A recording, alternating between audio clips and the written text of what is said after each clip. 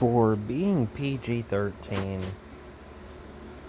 it could get really violent and disturbing for a PG-13 movie.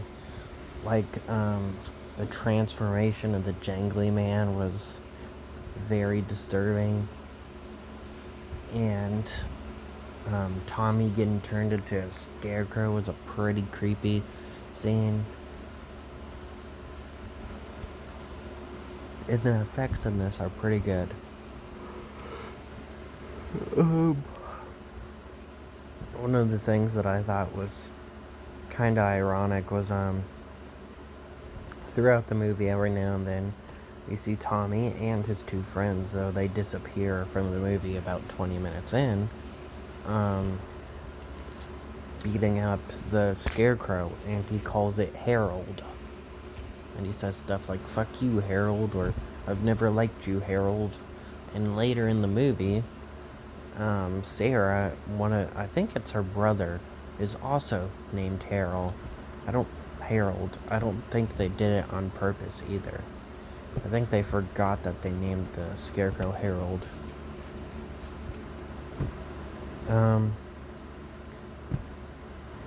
What else? The Jangly Man. He kind of reminded me of the Wendigos from Until Dawn. So he was kind of cool. I think probably, because I want to talk about the monsters in this movie, I think the lamest one is probably the toe one that ends up killing August and pulling him under the bed into their world. Kind of like Little Monsters, where the one blue monster hides under the bed and there's a whole monster world under there. Because I'm pretty sure that's what happened. Because she appears under the bed, pulls August under, loses his fingernails while scratching away at the wood trying not to get caught. They rush to the house, they move the bed, and all you can see is scratch marks to the wall that just stop.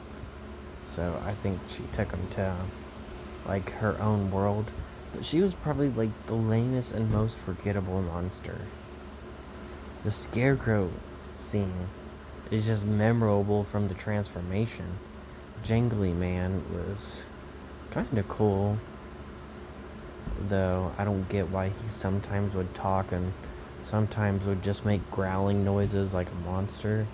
Because he says stuff like "coward, coward," or "Ramon," and he even says something, I don't remember the exact line, when right when he first appears. And then, of course, there's the Pale Lady. And she was probably the most creepy looking monster in this one. And then the chase scene was very unique. But to be honest, this movie's just a little bit boring, because not that much happens in it. It would have been better if they would have left Tommy's two friends in it, even though they barely had any personality. Would have gave us more to watch, and maybe even see Stella and Augie and Chuck and Ruth all try and help Tommy's friends or Tommy before it's too late. But they just kind of disappeared from the movie for literally no reason. They were in the opening scene. They were in the car with him when they got eggshells thrown at it and a flaming bag of shit thrown in it. And then we just never see them again.